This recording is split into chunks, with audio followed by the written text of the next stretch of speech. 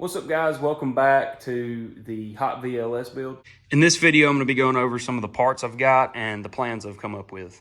The purchases I've made on the products for the build have been essentially just two junkyard things. I purchased a set of valve covers for a stock L83 and as well as the manifolds off the same truck. I went ahead and painted these the satin black that the front cover is, and these are also going to end up the same color. I just need to get done with what I come up with. What I come up with has been kind of a battle. When I first got these, my whole plan was to flip them towards the front and kind of run the tubing back and into the throttle body in that general area, or maybe even this general area.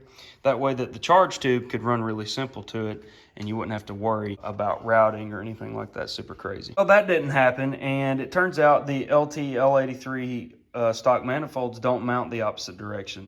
Physically, the bolt pattern that these have doesn't allow you to face them up. You can't turn them around and up. You can only run them face down, which really doesn't help me in this situation, but we trek forward. So I flipped them around. I looked at them. I said, golly, I can't run my injector rails anywhere other than up and around this bend. So there were two standoffs welded here before, and I had to cut those off, grind these flush, get this stuff flat, and now everything's looking nice and slick. From here, obviously, we need some bungs, right?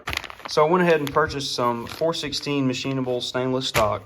We're going to machine this rod into some bungs that are going to allow the injectors to be shanked down into the manifold. I didn't mention in the video that the reason we're not running like just a basic mild steel as the plug material is because I don't want the bungs to rust immediately, so the O-rings don't like lose seal or I start having vacuum leaks or anything like that. Or the worst thing that could probably happen is injector seizing in the holes with the O-rings. I'd rather avoid that at best, and by making the bungs stainless I completely avoid that, at least for a prolonged period of time. They do sell bungs online for, you know, injectors, but they're all aluminum, designed for an aluminum intake, and I wish I could have planned around making an aluminum intake, but costs are a restraint, and this is what we got to do just to see how the experiment goes.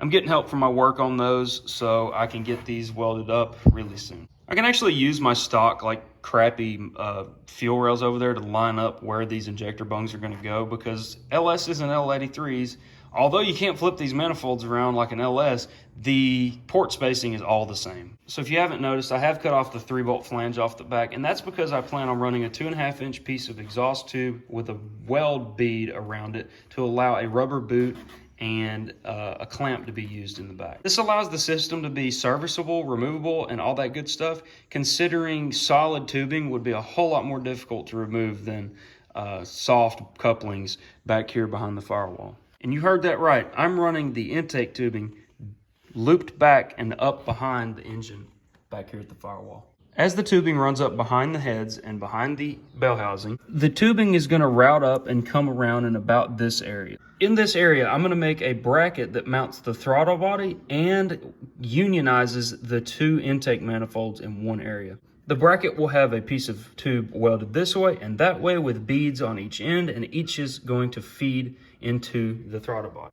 The throttle body will be mounted to the plate, and the plate will be mounted to this bolt. I figured this would be the easiest way to do this, considering when you connect up the tubes coming from the bottom, you don't want to have to kind of be connecting that up to a Y-pipe setup and then kind of shimmying a throttle body in place. What you kind of want to do is rock a manifold onto the tubing and then kind of mount it solid and then clamp it down. That way you don't have to mess with anything else. Once the clamps are tight and your bolt's tight down here, you can mount the throttle body and then run your charge tube from your turbo really easily. That's pretty much all I got for this video. I'm coming up with plans to run this intake system, and I hope you guys keep up to date with this.